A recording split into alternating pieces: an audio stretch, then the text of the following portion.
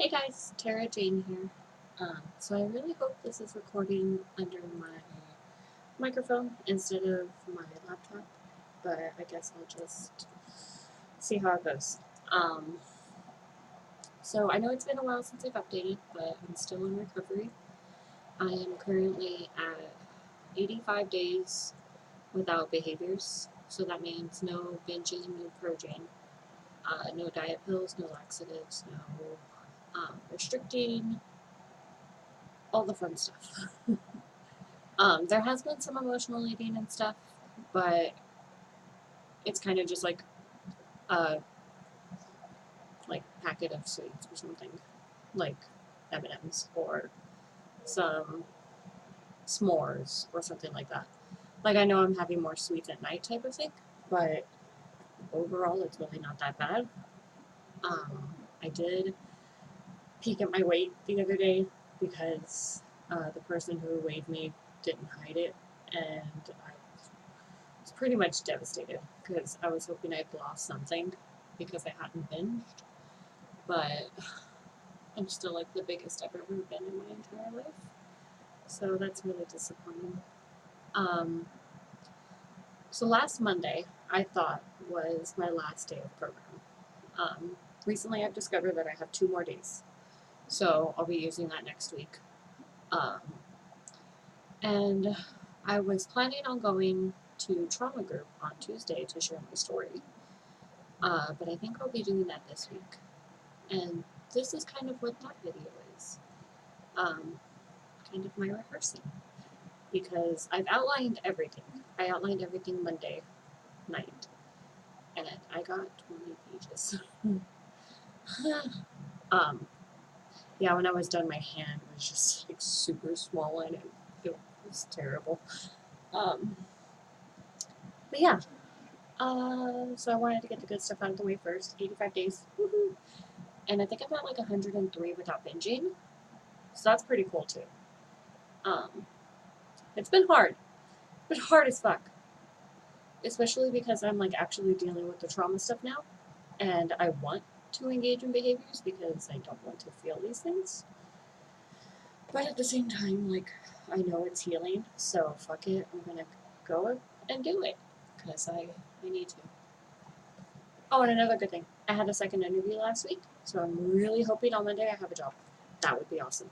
Or at least, like, be starting a job soon because my unemployment's almost out and I'm kind of freaking out because I haven't worked in like 6 or 7 months and I've never been out of work ever. Like the only time I've ever been out of work was after high school, and that was for 3 months. Besides that, I either had one job or two, or when I left one job for another, I either had both jobs at once, or um, left on a Friday and started on a Monday. Like I never had a break. So I'm happy that I did because I made a good use out of it. I was able to get the treatment that I needed and all of that. Because there was a lot of stuff that happened while I was working at that other job, and I just went along like nothing happened. Literally. Like, I'll probably get to it in this. So, I know it needed to be done, but at the same time, I'm ready for it to be done and, like, move on with this chapter of my life. The unemployment part, at least.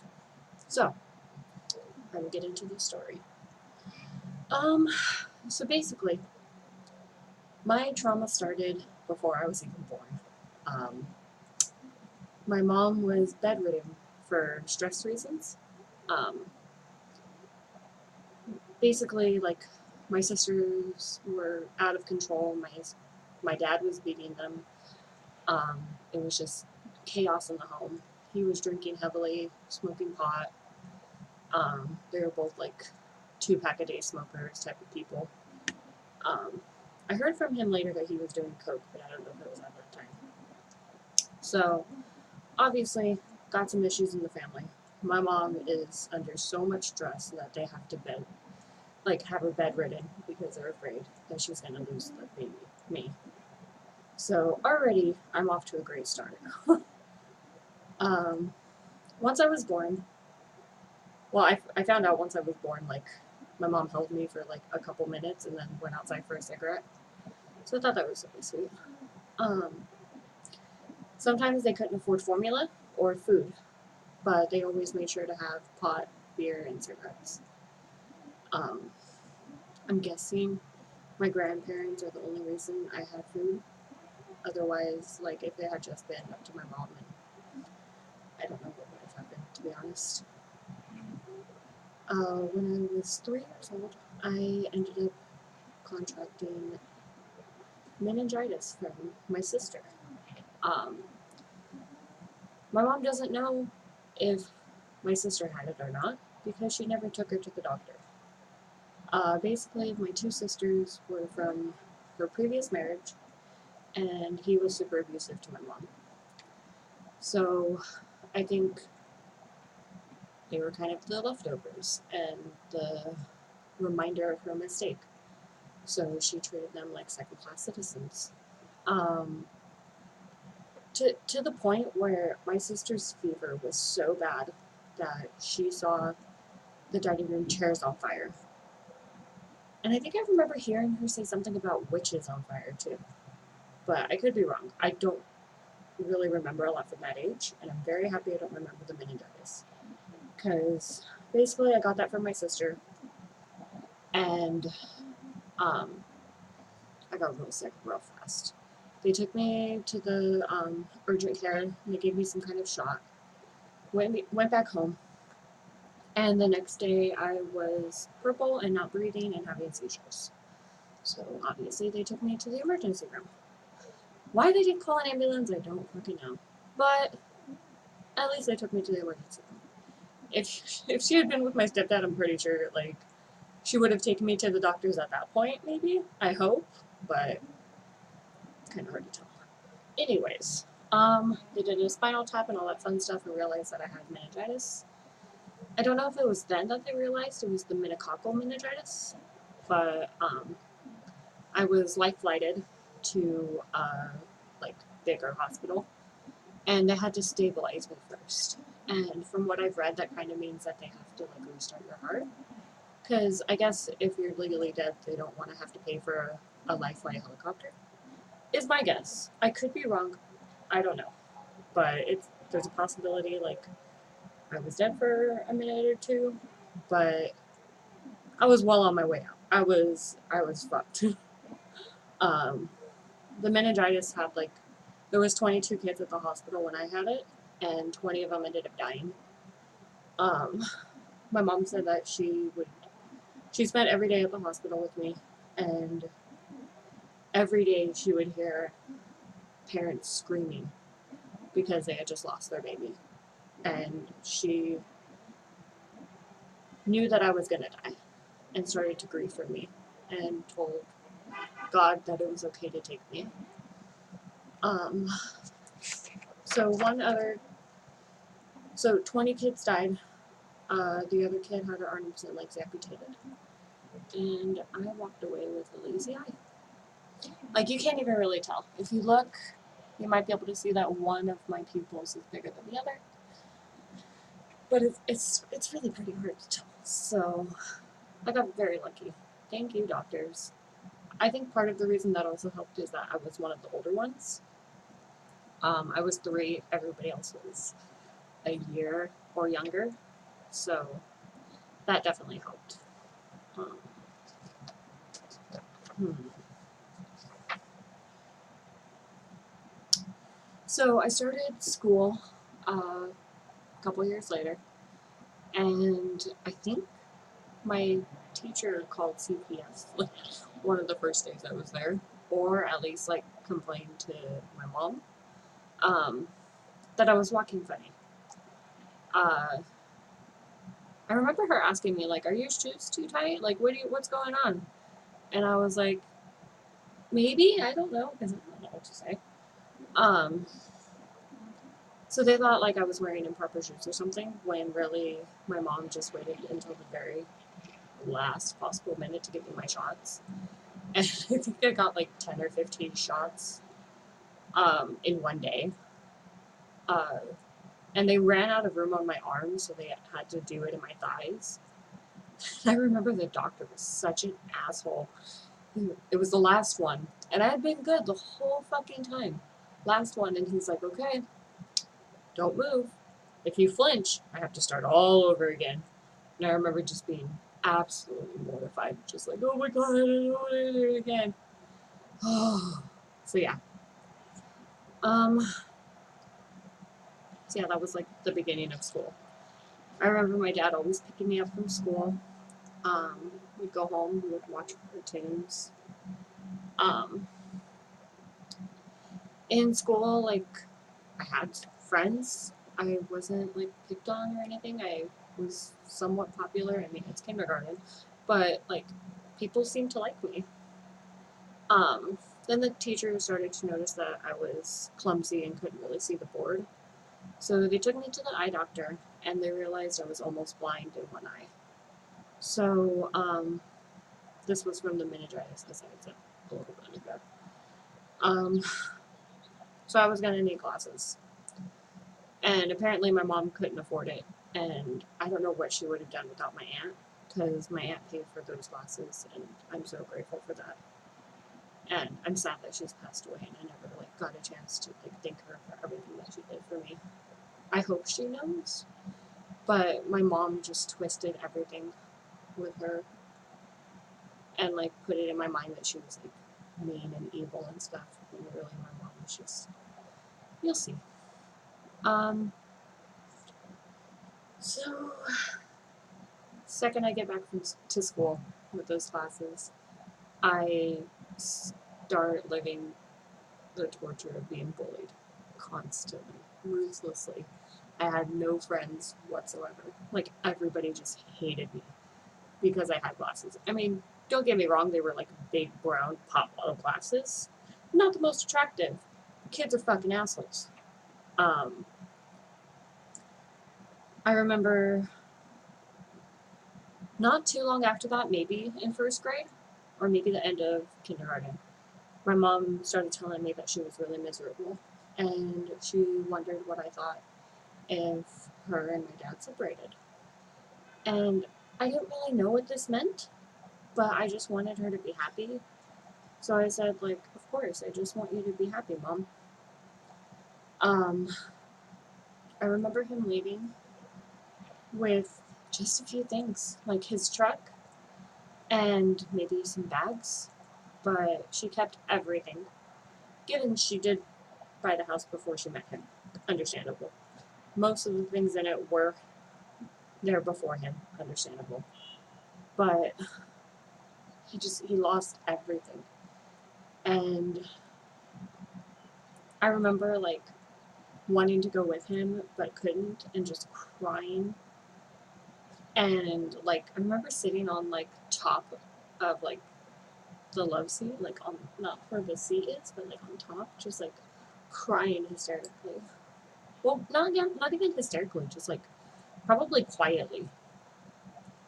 Like I wasn't really traumatized by that point. Like I'll get into, but I was crying. I was very sad. Um, because I couldn't understand like why can't I go with him, kind of thing. Um,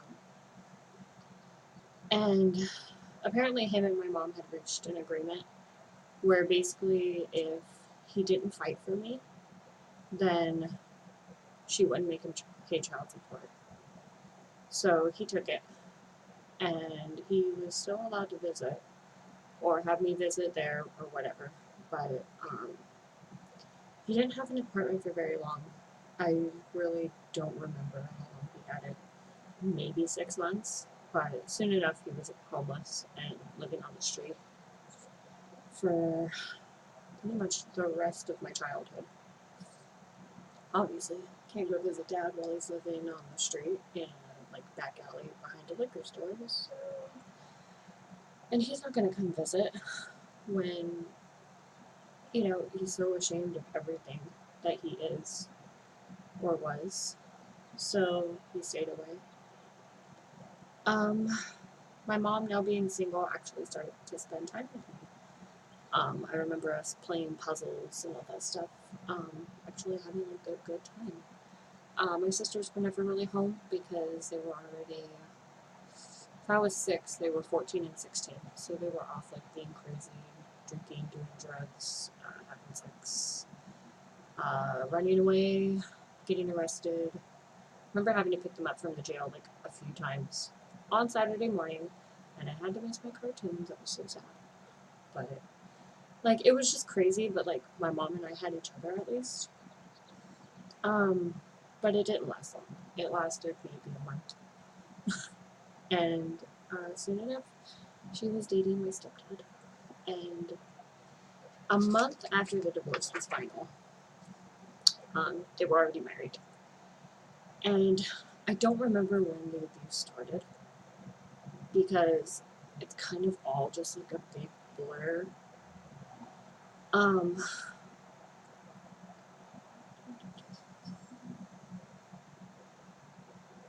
sorry, just trying to think. Like, so my sister's out of control and stuff. My stepdad comes in, tries to boss him around,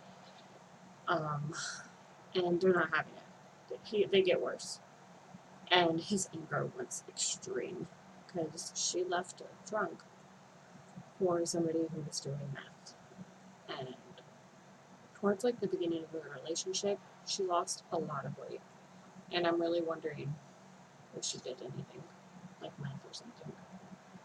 Um, I remember I remember him getting upset over something. Like, I'm guessing he was on the phone and like got pissed off with the person on the other end of the phone, and took the phone, those big clunky phones. Like this is early 19, or this is early 90s. So those big clunky phones, he takes it and hurls it at the wall. Misses the wall and hits my sister's face. I remember my sister just like crying and bleeding everywhere. Um, it was fucking terrible.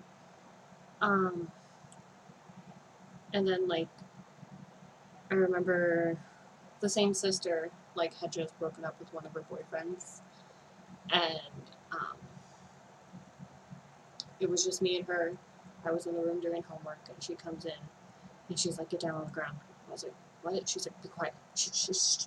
So we like hid under the bed, and I just hear like banging at the door, and I'm trying to figure out what's going on.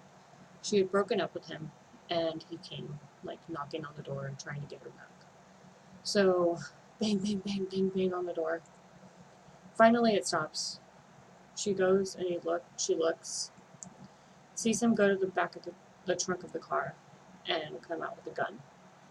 Comes back to the door, banging, trying to get in. So we're hiding under the bed, like I'm crying. I can't figure out what's going on. Um, Crying quietly because I'm afraid, like we're about to get fucking murdered. Um, so he leaves. She calls up my cousin, and my cousin comes and picks us up and takes us to her house.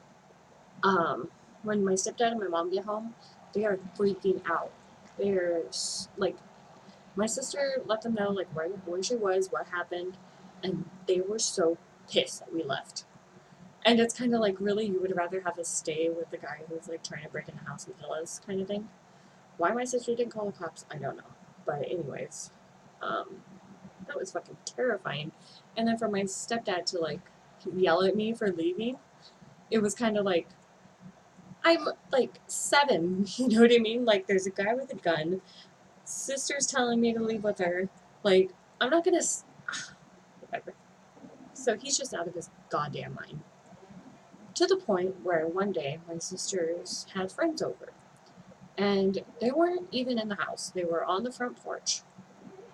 I remember being in the other room with his son, who would be my stepbrother. He wasn't living with us yet, but we were kind of like working on that. And um, I remember just hearing screaming. And I get my brother out of the crib, and I'm holding him, crying in the corner, as I'm hearing, "Put the gun down! Put the gun down! Oh my God! Oh my God! What are you doing?" Um, he had pulled a gun out on my sisters because they had friends over. And, like, I remember him like flipping over furniture. I don't know if it was the same day, but it was like a memory that just came up. Um, God, I'm already almost 20 minutes in and I'm barely at 7 years old. Anyway, um, so CPS gets involved. Um, they get put into placement homes. Um, I live with my aunt for about a week or two, maybe two. Um, and I just want to go back home. I don't know what's going on. By then, the abuse had already started, like pulling my hair and something around and stuff. And I just wanted my mom. I figured that after this, like, he was going to go away and I would just have my mom again and everything would be fine. Um, so I remember, let's see. I remember they threatened to take me away forever unless he changed. Um, I went to move back in, and she was supposed to keep him away from me for a while. I remember because until like court was over or something. Like that was part of her getting me back while the court thing was happening. Um, so I remember she would take me to his mom's house and just leave me in the car while she went to go visit him. Um, Eventually, he moved back in. The abuse started up again. The court was over. Said if he hits you again, you're going away until you're 18. And I remember thinking like it was something bad with me, like I'm going away, like I did something wrong type of thing. And I remember my stepdad telling me if I ever did go to the cops that I would be dead by the time he got back, or by the time they got there. So now that my sisters were gone, like all of his anger was um, basically directed at me. I remember him being like sick one day because like coming off the meth or something, and he's trying to take a nap, and I'm in the other room. I think it's probably summertime, and I'm bored shitless out of my mind. And I have this little like Mickey Mouse keyboard that makes noise and it's like piano type thing. And I put it on the absolute lowest setting possible. And I'm just playing with it, trying to like entertain myself. And he picks it up and throws it at my head. And thankfully it misses, but it made like a big old dent in the wall. I remember like how many fucking holes I had in my wall because he would just punch the walls. Just just big gaping holes in the wall because he was so angry at me for what I was a quiet kid. I was terrified at this point. I didn't know what the fuck was going on. I wanted my dad. I was crying. Um, I didn't want to be around them anymore. And one of the ways that he told me like to stop crying about my dad was your daddy left you because you're stupid, you're fat, and you're ugly. So it was at that point that I started wanting to like restrict my food, and I called it going on a diet, soda diet. Not like not like they were really feeding us anyways. Um, Eventually we got custody of my brother because if you think about it, his mom was a worse fit than my stepdad, and that's fucking terrifying. I remember him like coming to our house with like bruises and like telling us he got hit with a lamp and stuff, and he's still in diapers. He's a tiny baby. Um, so eventually the abuse got worse. He started threatening to kill me. Um, I don't. I think it started with my brother and I sitting on the couch watching cartoons, and he's in the kitchen doing something, maybe cleaning or making himself some food because he didn't really clean. I did most of the cleaning. Um, so he comes in, he stomps in, gets in front of my face real close, and he's like, "If you don't shut the fuck up, I'm gonna freak out like those people on America's Most Wanted, and I'm going to slit your throat." And I remember just freezing and confused and just, what the fuck just happened? So I go in my room. I'm crying quietly because I'm fucking terrified. Um, waiting for my mom to get home because I tell her what happened, like thinking that she's gonna have to believe me. And apparently he was just kidding. Um, this was also around the time that I was spending more time at my sister's house. She had a kid at this point.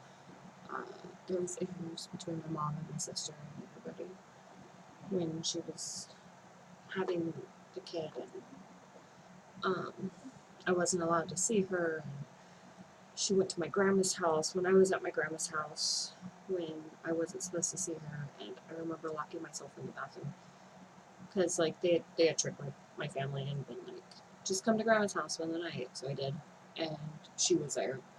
I hide in the bathroom and I'm crying. I'm like, I'm not supposed to see you. They're gonna hit me.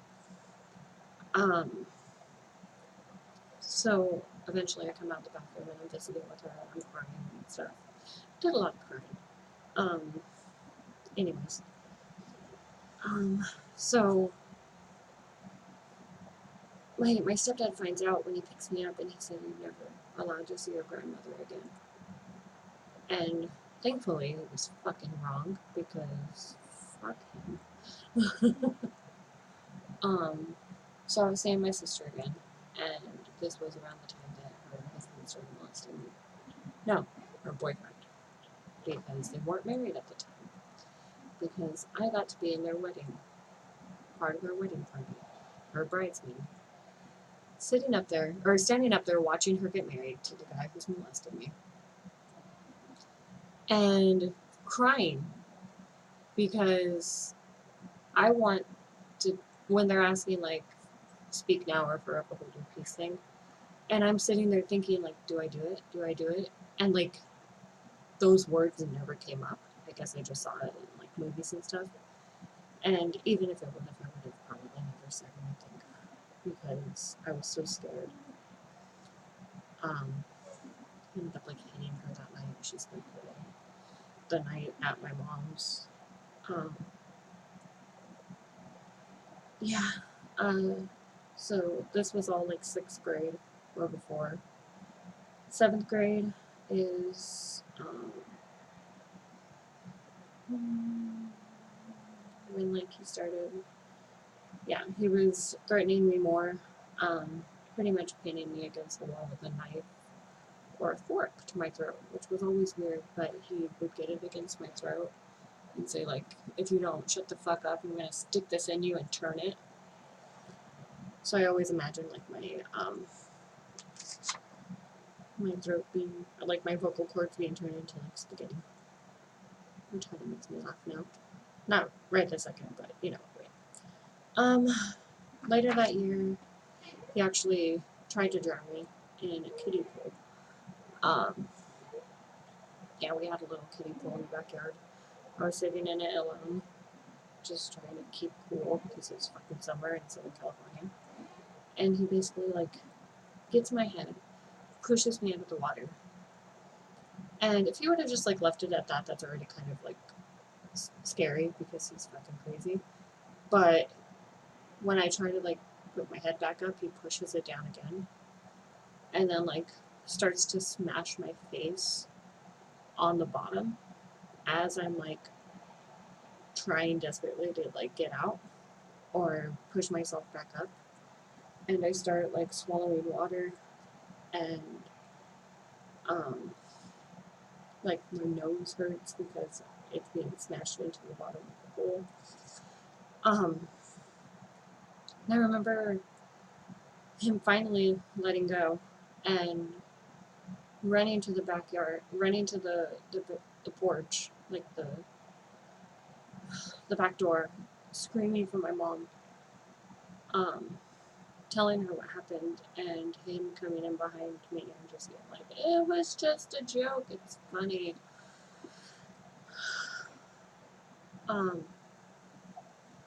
Right around this time was when the molesting was still happening. he'd come up behind me while I was on the computer and choke me. He had pinned me down to the bed,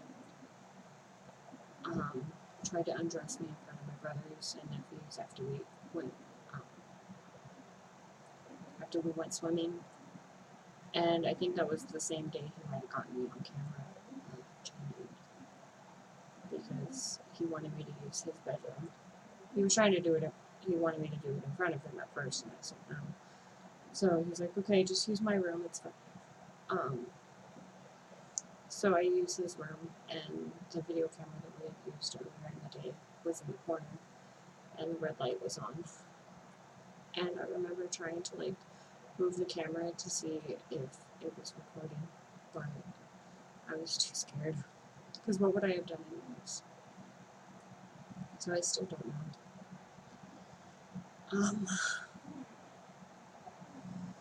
Eventually, I got too old for him, and the whole time I was hoping, maybe if he's doing this to me, he won't be doing it to other people.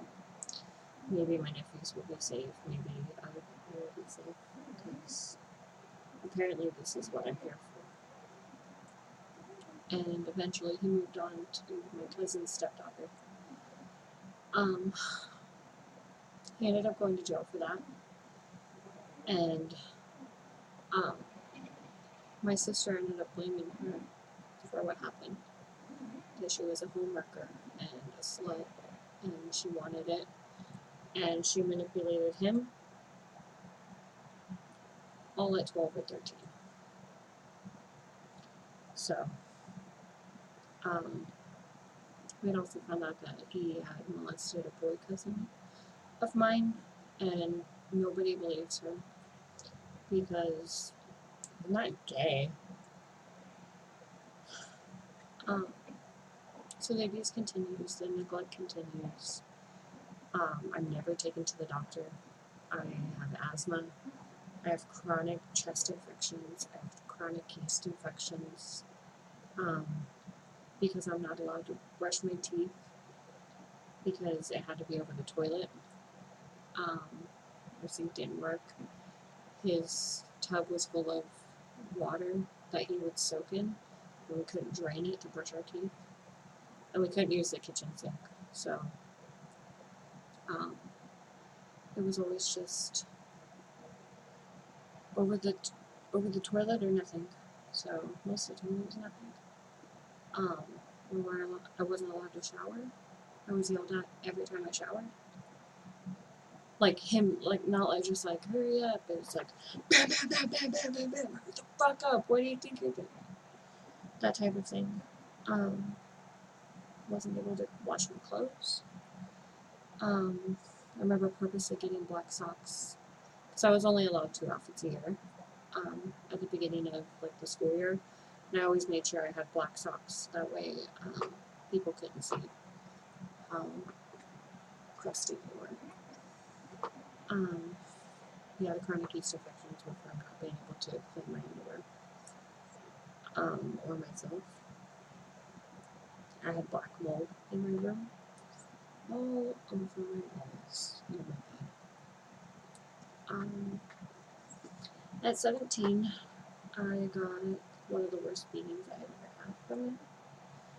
He grabbed me by my hair, started whipping me around, hitting me over and over again. I started hitting back, kicking, screaming, and when I finally got him away, I ran down the street barefoot. This was because I wanted to babysit my nephews, and apparently I was giving him attitude. By this time, I was already talking back to him. I knew he was doing meth, and I knew he was wasting my mom's money, and he didn't have food, because, he never worked, but my mom did, and she gave him all of her money. And I remember him her asking for money so she could eat the next day at work, and him breaking out a wallet, counting out $300 worth, and saying, "No, babe, sorry, I don't have it." And I freaked out on him. I was like, "That's her money. You don't do anything around this house. You don't cook. You don't clean. I do all of that. You don't take care of the kids. I do all that." I was taking care of my little brother when he was both of them when they were babies. So he didn't do shit. And I reminded him of that. And I told him the world would be better off if he had just committed suicide. Because it was. Nobody needed him. And my mom, like, he didn't even hit me that time. He just got really sad and he started crying later when I wasn't around. And my mom told me that later and I started laughing. I was like, good, now he knows how it feels. So graduation happens. I'm looking for like a place to live outside of there because I can't handle it anymore type of thing. And it wasn't long after this that I met my future husband, future ex-husband. And it was my first like sexual experience because I had boyfriends before and like kissed and stuff. Um, I had kissed girls before that too, and much preferred the girls. But in school there was like a rumor that I was gay, and the bullying was all this time like there's bullying going on constantly at school. One of the times was because I was apparently a lesbian. Which, don't get me wrong, pretty true. But when you're in 6th grade, that's not a good thing. So like when I'm with this guy, I don't want to have sex with him. In my mind, it's because I want to wait until I get married. I want to be a virgin until marriage. When really I was just into girls and I was too ashamed to admit it. So one night we're hanging out and I'm at his friend's house and I have a drink. I don't remember what happened after that. I don't remember going to sleep that night, but I remember the next morning.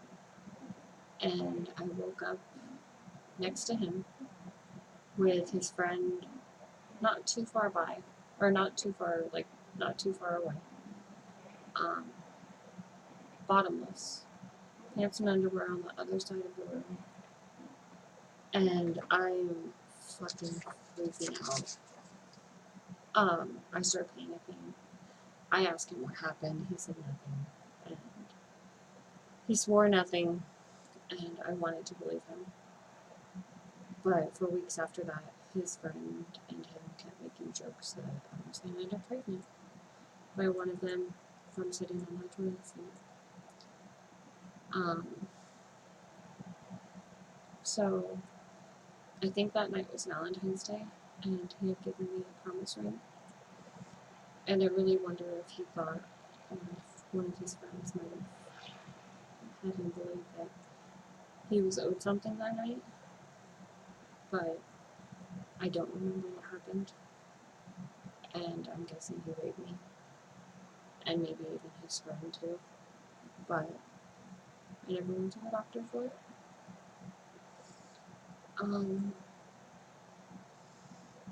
And it's possible that they even used like a numbing gel so I wouldn't have felt it, because that's something he ended up using on me later for other stuff. So less than like 2 months after that, he ended up actually raping me.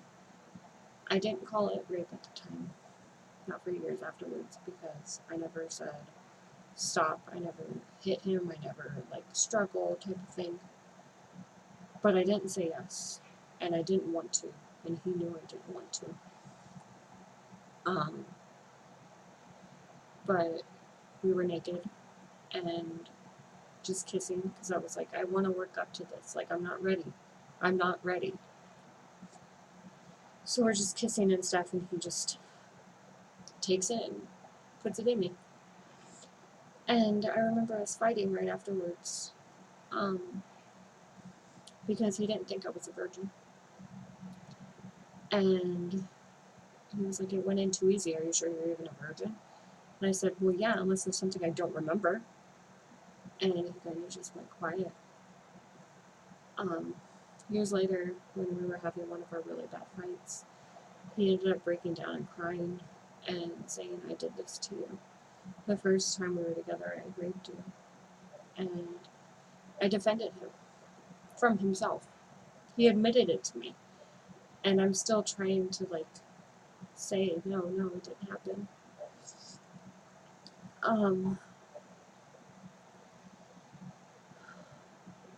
I knew that he wasn't a good guy. On our second date, I found out that he had molested his sister when they were younger, and incest was everywhere in his family. He was sexually abused by his uncle. Oh, no. His uncle molested his sister. The grandpa molested him. He molested his sister. His sister molested the brother. Like the other little brother. It was everywhere. It was all over. The sexual abuse with him was really bad. It started with like emotional abuse, just like, come on, let me do it, let me do this, come on, if you loved me, you'd do this, and you know, you're my girlfriend, you're supposed to do this for me, like, if you don't do this for me, like, I can find somebody else who will do it for me. And by this time, I've already been kicked out of my mom's house, so I'm already living with him. That happened, like, right after he raped me. So I could never go to her for any of it. But I remember him, like, wanting to be, like, into BDSM stuff, but it was really just a way for him to be, like, sadistic and controlling. I remember him, like, getting these cheap toys. One of them in particular were these really cheap anal beads that ended up raping me. And it didn't stop him from doing anything. I remember him tearing me a few times because anal was one of the things that he wanted at least once a month, and it didn't matter if I was there crying because it hurt so bad. Just keep going, telling me that I could just go live with my mom again, but she wouldn't have me because nobody loved me. I remember going in for pap smears and then telling me, like, there's, like, it's abnormal, there's, like, tearing and stuff, like, you need to tell your partner to be more gentle. But it was useless. I remember seeing a therapist at the time, and she wanted to put me on antidepressants, but he didn't want me to go on it because it was going to make the pill less effective, and he refused to use a condom. She seemed very concerned about that, and I said, I can't stop him from doing it. And she kind of said, like, well, if, like, just refuse sex with him if he doesn't have a condom. And I said it wasn't that easy. And just stopped seeing her because she was starting to catch on. And I didn't want to face it. I sure as hell did not want to face it. The verbal and the emotional abuse was really bad. He would threaten me, told me that nobody loved me, that I was fat and disgusting. He started to get more violent and started taking the anger out on the apartment, destroying everything. I remember he had me cornered one day and I was freaking out. He spit in my face, so I slapped him. And we went back and forth, him spitting on me and me slapping him, until I finally punched him in the face. And he started crying. He was like, "Oh, could you hit me?" And then he takes his head and he rams it into the wall.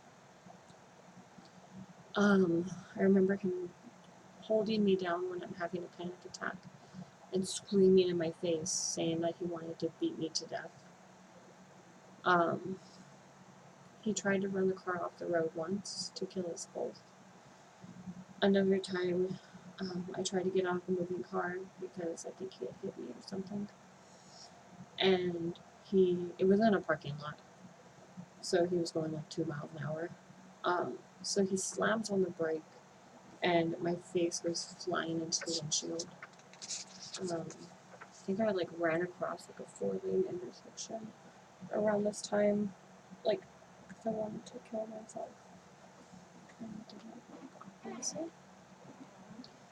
There was another time he pushed me to the floor on top of a really large box, and I ended up all bruised and bloody the next day at work.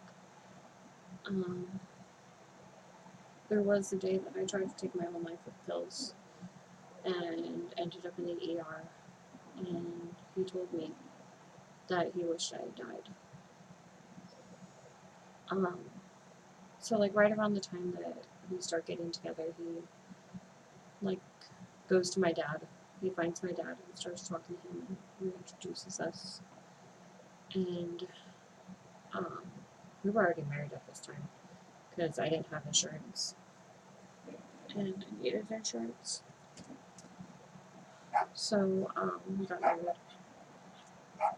and obviously the abuse was just a lot worse. I actually found journals from right afterwards, and I blame myself for everything.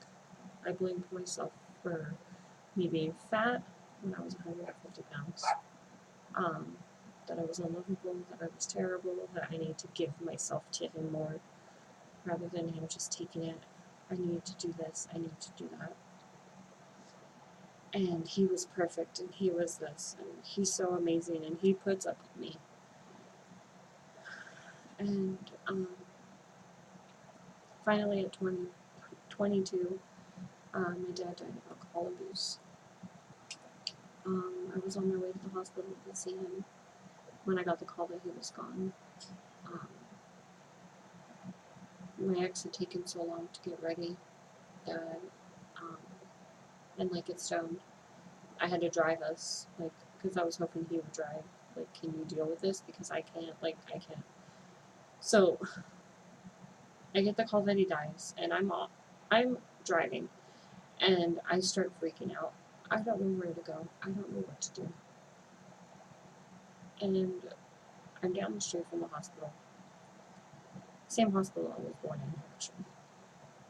And my mom is down the street. So I go to my mom's house because I'm just lost. I don't know what to do. And I show up and I'm crying. And I told her what happened. And, we're having a moment and stuff.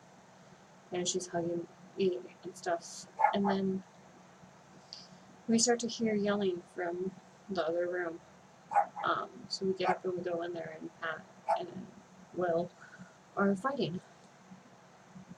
My ex had him against the wall, pinned up against the wall, because apparently Pat was talking shit about my dad, kind of like a good riddance kind of thing. I start yelling and screaming, the one time that I need you guys. The one time. And you can't do this for me. How can't you be there for me? In now, all days. And my stepdad's response was to chase us away with a baseball bat. 3 months to the day afterwards, my ex tells me that he can't take me anymore. So he wants a divorce. And I was grateful. I was so done. I couldn't handle it anymore. I remember right after my dad died, I'm sitting there on the couch crying, and he starts yelling at me, just shut up, aren't you over this by now? This was the weekend after he died, so 4 days afterwards. I ended up asking my mom if she could take Kiki for a while, because I didn't know where I was going to be staying, but I didn't want to get rid of her, and I wanted her to come back with me when I had a more stable place. And her response was, Tara, come home. And I said, I can't. There's too much has happened. And she's like, at least come by and visit, and we can talk about it.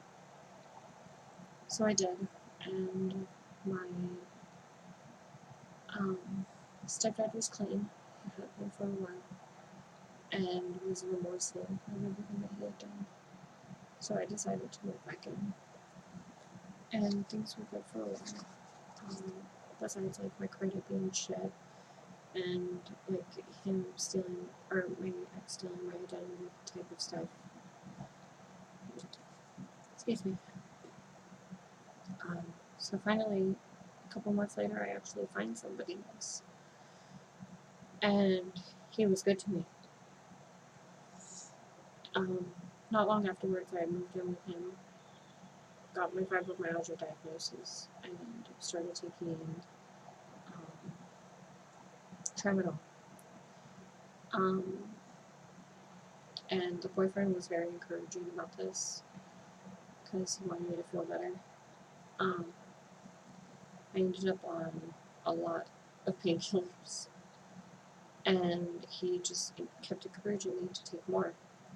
I ended up just numbing my past abuse, and found out later the reason why he was encouraging me to take more was because he was done them for me. I didn't find this out until 4 years in. I found out he was lying, doing drugs, pretending to go to school while I supported him. So I left him, moved back in with my mom. By this time, my sister was living there with her family. So it was 9 or 10, maybe 11 people living in the house. So I slept on a couch in my mom's room. I was working 2 full-time minimum wage jobs. I had a college degree. I had been losing my damn mind in the process. The two full-time jobs only lasted 2 months because I literally started to hear these things. So I finally left to rent a room from like a friend of the family. My mental health was the worst it had ever been because all this time I'm struggling with eating disorder and cutting and stuff, and I won't even mention that because like I'm just talking about like the abuse stuff, but the way I dealt with the abuse stuff was taking it out on me because I thought I just lived it. So at this time I'm 27 and just binging and purging, taking laxatives, taking diet pills, alcohol, cutting, painkillers, pretty much anything I could. I wasn't keeping food down, and I was still taking laxatives and diet pills, so I was pretty much just pooping foam. Eventually, my stepdad ended up in a coma because of like emphysema and like a traumatic brain injury and all this other crazy shit. So I started going to a church group for. I started looking for basically a grief group because I was sure he was going to die, and I didn't know how I was supposed to feel about that. That was when I found Celebrate Recovery and OA. I started to get better, and went on a date that set me back. So basically, I went on a date with this guy. He was only trying to buy me alcohol. I only had 1 drink. I watched it the whole time because I kind of learned my lesson. But by the time we got to my car, he just started kissing me, and at first I was into it. So I'm like kissing back and like have my like fingertips like hooked into his like pant loops or whatever. I'm trying to think of like how to describe what's happening in my head. So like we get to my car and he pins me up against it. And at first, like I said, it's kind of like, okay, this is kind of cool. And then he puts, I actually wrote it in like a journal that like the day after it happened.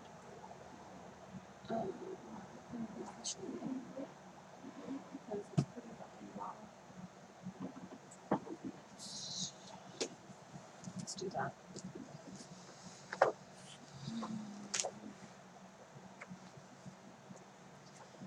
Because why not?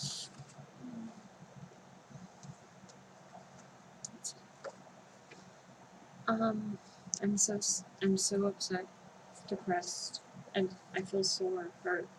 stupid, worthless, disgusting, dirty. I went on a date last night and everything was okay until he got me to my car. He pinned me up against the car. At first I thought it was hot, then it all went downhill. He put his hand on my butt, which was hot. Then he put his hand on my hips and touched the skin. Then tried to put his hand down the front of my pants. I pulled his hand away and told him no. But he tried again. He pushed my legs open, rubbed himself on me, told me he wanted to get in the car with me. I said no, I have to go. He said no, you don't. When I pushed his hand away again, he said, I just want to touch it. My arm is sore, maybe from pushing him away, or his hand. Maybe the way he had me pinned against the car, I'm not sure.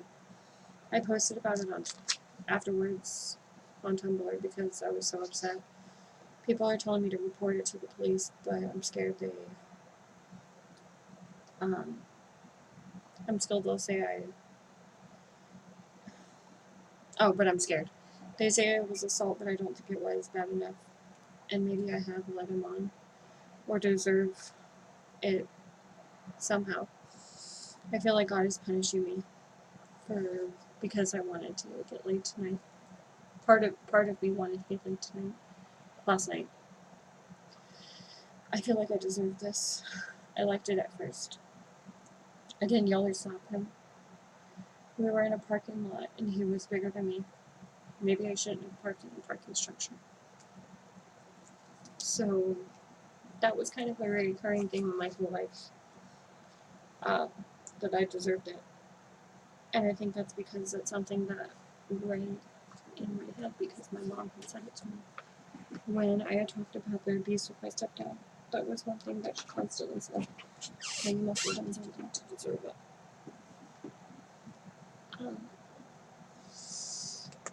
So I went back to work the next day. Like nothing happened. Covered up the bruises and the fact that I'm sore.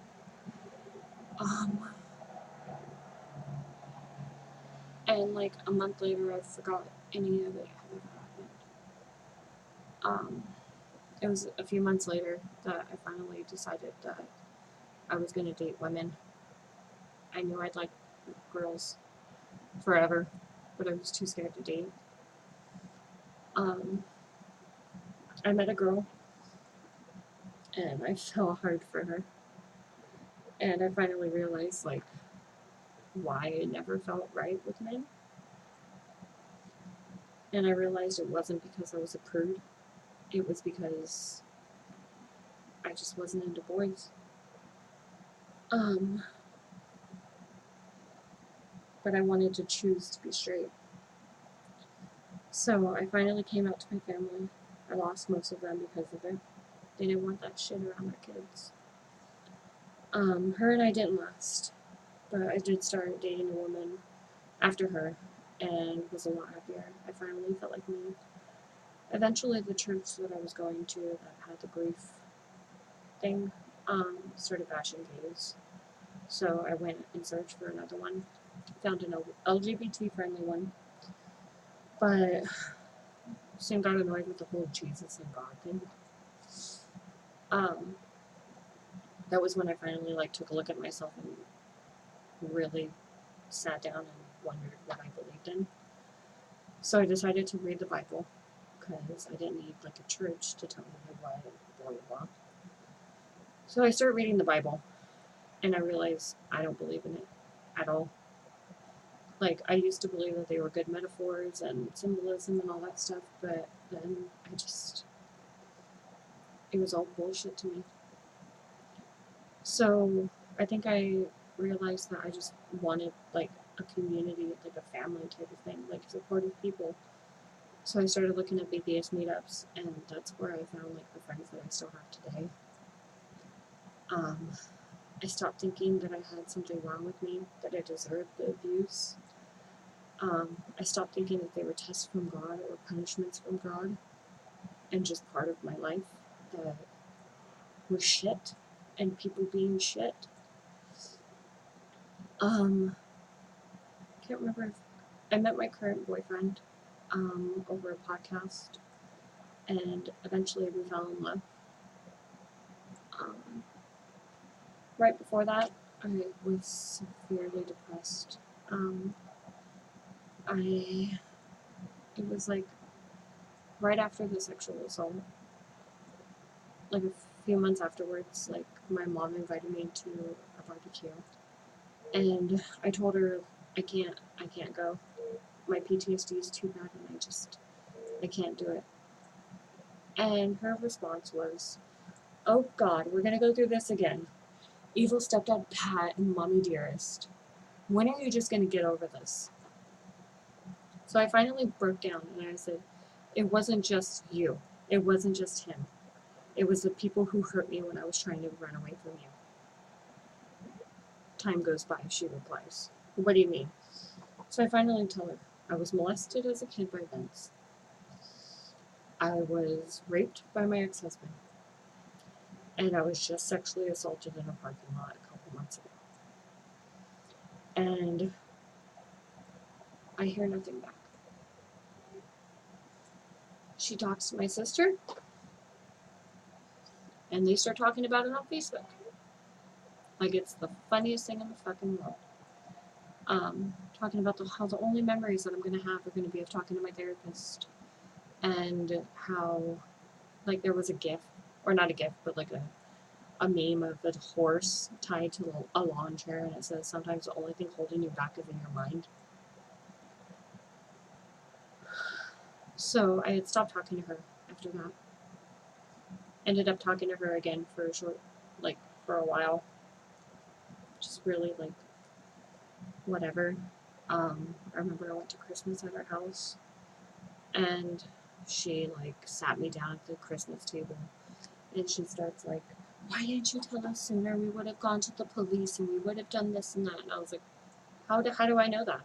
She's like, "Well, what do you mean?" I was like, "Well, you didn't believe anything that I said about Pat." She's like, "Well, are you trying to say he sexually abused you?" And I'm like, "No, but he was abusive." "Oh, well, he roughed you around a little bit, but it wasn't that bad." And then she goes on to this story about how her life wasn't perfect, and there's things about my past that you don't know. So I'm like intrigued. I'm like, "Okay, well, what happened? Tell me." And so she's like,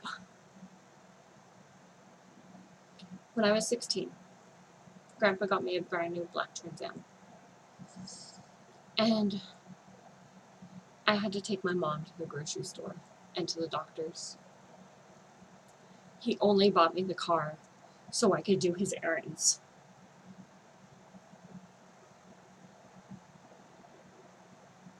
"Were you raped in the car while waiting for her in the parking lot? Did you have to, like, did he pimp you out to, like, pay for it? No? You were inconvenienced for a few hours a week? Go fuck yourself." And then she was like, "And we moved around a lot. It was really hard because he was a gambler and he wouldn't pay the bills, and then we would have to leave town." And I'm like, "Okay, yeah, that fucking sucks. But, like, were you molested by the neighbors? Like, were you, like, was he hurting you? Was he trying to, like, you know what I mean? Like, what's the story here? Where's the fucking trauma?" And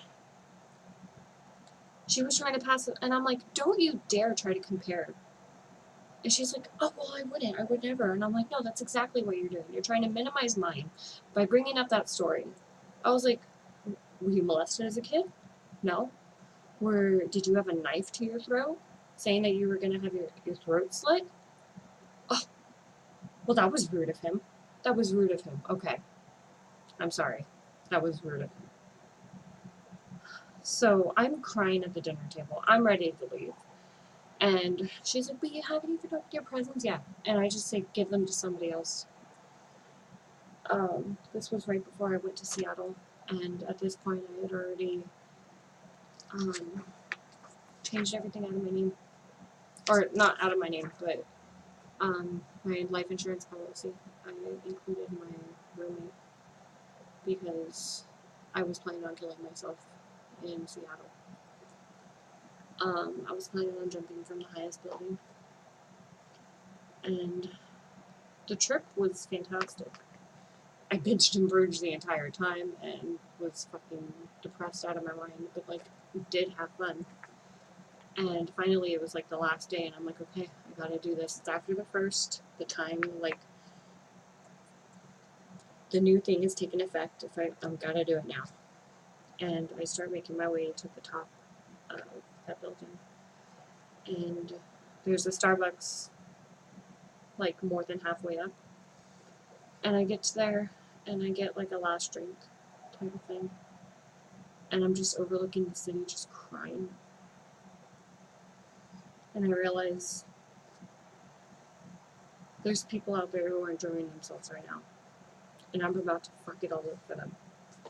That there's kids where that's the first time that they've been to another state. That's the first time that they've seen snow. That's the first time they've been to a big city. There's somebody down there who has promotion. There's somebody down there who's pregnant, who is just having a baby. You know what I mean? I start thinking about all the people, and I realize if I jump, I'm inconveniencing all of them.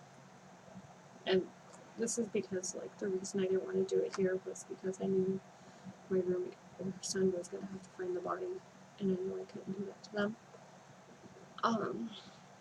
And then I start to think about if I jump, I'm going to land on somebody and kill them. Because I'm obviously so fat and disgusting.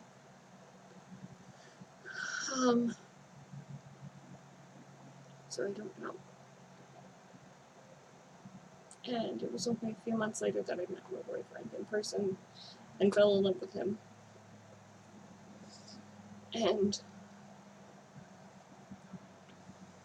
everything got so much better.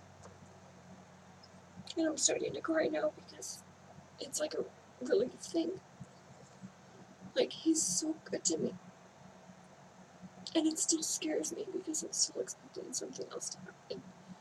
Something else to fuck up. Him to hurt me somehow. And he hasn't done it. And I remember meeting him and falling for him. And struggling with that so much because not only is he a boy, not only is he from another country, he's 10 years younger than me. 9 at the time, 10 years right now. But I'm terrified. I'm terrified of men. Part of the reason I was okay with him was because he was smaller than me. He's about my height and weighs a lot less than me. But he was so good to me even then. And something happened at work where there was like some guy trying to stab people in the parking lot while I was on my walk. And like, I'm happy that I was 5 minutes late and had to pee because I would have been where the guy was, like by myself behind the factory with him. Like, I probably would have ended up stabbed. And like, I'm walking in the parking lot, the security guard yells at me and tells me to get in, so I run in. They lock up everything. They finally get the guy. I'm texting him the whole time, telling him what's going on. And he's like, please don't die. I'm rather fond of you. And I was like, I'm rather fond of you too. And we start talking. And like, we had been talking constantly since he left, but we started talking, and I was like, I don't know what this is, but I really like you. And it's confusing for me. He's like, I really like you too. And I was like, so are we gonna see where this goes? And he's like, I would like that. So before he went back to his country, we spent a week in Florida. And he was so good to me. Like, he didn't pressure anything. The first time he saw me, the first time he saw my legs, he saw scars that were only a few months old. And he kissed them. And He got upset that I would ever hate myself that much. And he couldn't understand how people could be so mean to me. And I didn't understand why he was upset. Because there was still that part of me that thought I deserved it. And it was strange to see somebody get upset for me. Because that was the first time. 29 years old. 30. It was 30. So, after that, he goes back. And then the next summer I go visit him.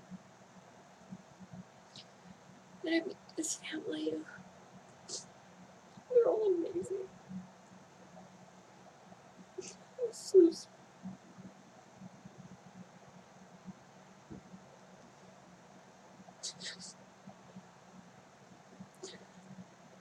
And I'm gonna see him again in October, and I can't wait.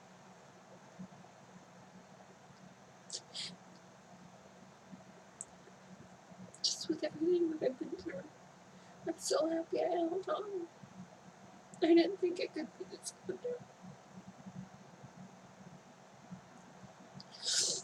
And it was being in Highland that I realized I wanted to be with him and have a family.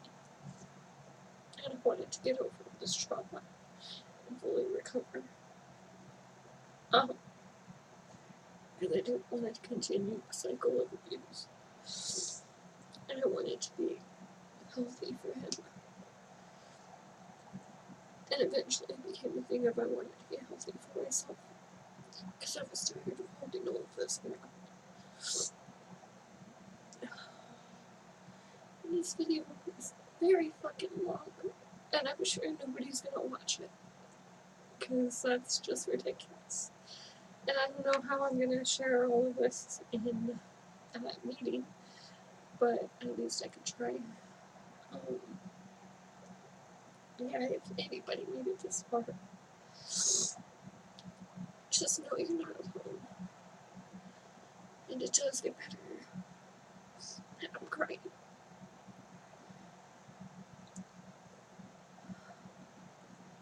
I'm crying right now because it's all stuff that I've never said out loud like this. All in a row. And just the fact that things got so much better. I can't imagine. I couldn't have imagined how good of a person I could have. How sweet he is. How funny he is. How fucking stupid and crazy he is. But I just hold on. You have to hold on. And if somebody's hurting you, get help. Don't do what I did. Don't blame it on yourself. Talk to somebody and have them help you. There's resources out there. You just have to look for them. So, if you watch this, I fucking appreciate it. And I'll see you guys in the next one.